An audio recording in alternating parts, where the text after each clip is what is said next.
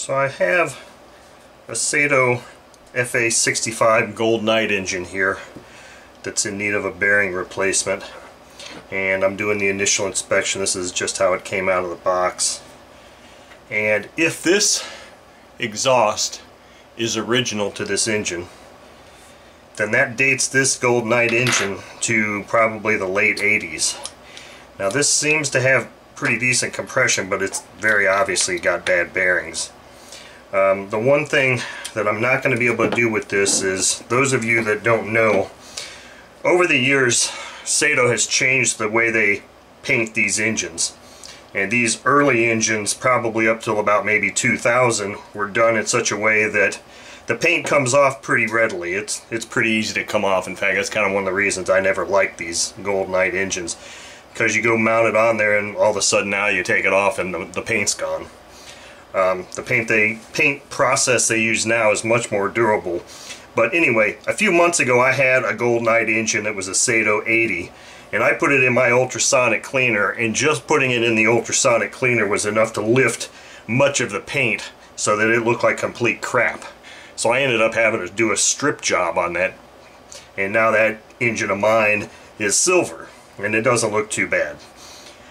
Consequently, I tried to do the same thing on a later version Saito 72, and this is where I learned that they did a change in the paint process. That Saito 72 went through the ultrasonic cleaner fine, and at that time the owner said, go ahead and try stripping it. Well, I used my normal clean strip paint stripper, and on that Saito 72 engine it didn't even touch the paint at all. Not at all. So apparently they've changed something. So this engine is old enough that I'm not going to be able to put this in my ultrasonic cleaner. I'm going to have to clean this thing the old-fashioned way with LA's Totally Awesome cleaner and a toothbrush, which is fine. The rocker covers on here are, the gold rocker covers are really faded, which is yet another sign of the age of this engine, because these things are usually pretty damn durable. So this is a pretty old engine, which is kind of cool. And I fully expect, because of the age of this engine, that these gaskets are probably not going to survive at all. Let's see here. What can we do next? Go ahead. I've already cracked all of these screws free because I don't like getting surprises. Actually, you know what? Let's do this first. Let's do the rear cover.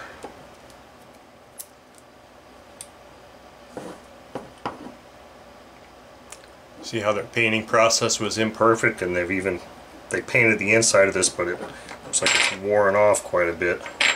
This gasket was 99% okay, except for that little break out there. But it doesn't actually break into the seal, it's just a screw area. So it really doesn't look too bad inside. So it'll be interesting. Now the exhaust valve does have considerable amount of carbon buildup on it, so it's got some good run time on it, but the inside looks good so far.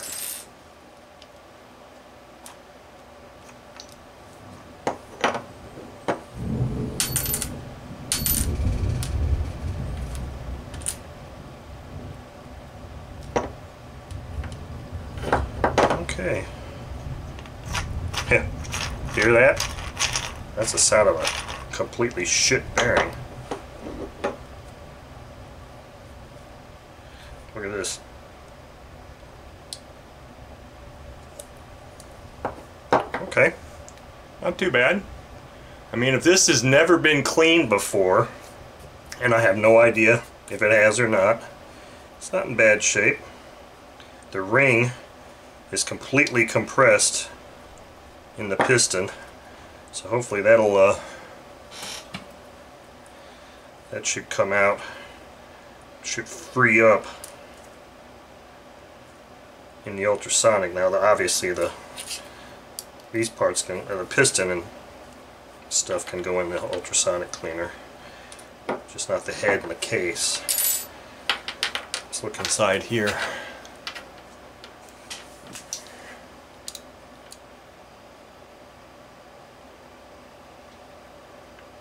Not bad.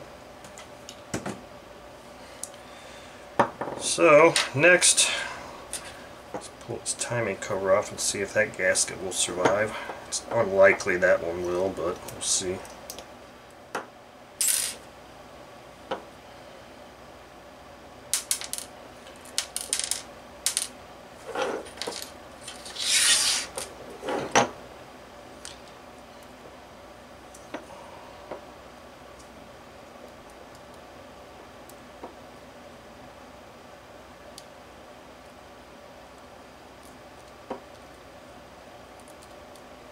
And that gasket survives. Now it's just a matter of taking that apart. Let's see how the rubber feels. Pretty dry. Might be able to get those off without damaging them. Listen to that. Holy crap. That's bad. Alright, so next step is remove this drive hub and finish the disassembly. So I've got some of the parts here of this engine that have been stripped down. You heard how bad that rear bearing sounded.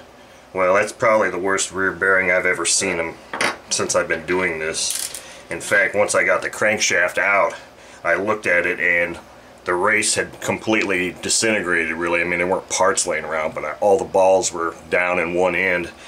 I was unable to get that bearing to come out doing my normal heating and tapping, so I had to push it out here.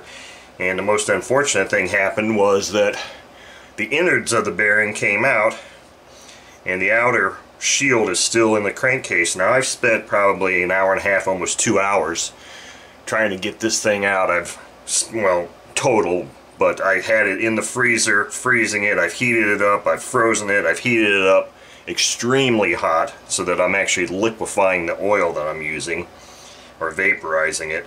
I can't get that thing to come out, and I also don't really have any special tools that are going to allow me to pull that out. So I had to make a decision, and the decision I made was that I went and looked online for a replacement lower crankcase for an FA-65, and luckily Advantage Hobby had one for $23. So I've got a new crankcase on order because I just don't know if I'll be able to ever get that thing out without actually damaging the case.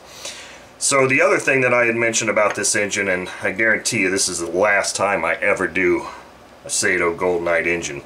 I was under the impression that because this exhaust came with the engine that this was an all original late 80s engine. Well, now I'm not entirely sure that's the case, because the cylinder, maybe it's just because of excessive heat or whatever, but the cylinder, as soon as I just dipped it in my LA's Totally Awesome cleaner and pulled it out and started brushing on it, the damn paint started coming off.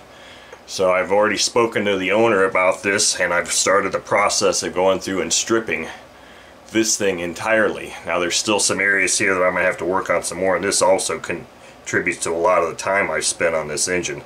It doesn't look perfect, but I'm going to have to see if my clean strip will get this any cleaner than it is, so it's going to take a little bit more effort. I actually sprayed this with clean strip and let it sit for 15 minutes, just like I did this and this and the other, and the cam gear housing. Those things came clean very easily, but this didn't get touched at all, really.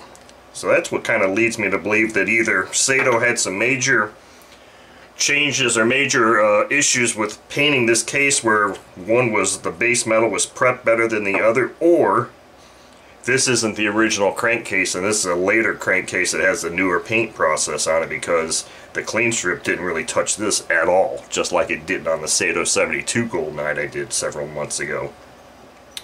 So either this isn't an all original engine, or Saito's process was just really poor and they had some serious base metal issues, whereas one part would come, the paint would come right off, and the other part it didn't come off at all. So unfortunately, that's where we stand with this engine. I've got bearings on hand, I've got the crankcase and the gasket set on order, so I'll get this thing back together here as soon as I can. But that's the update on this engine.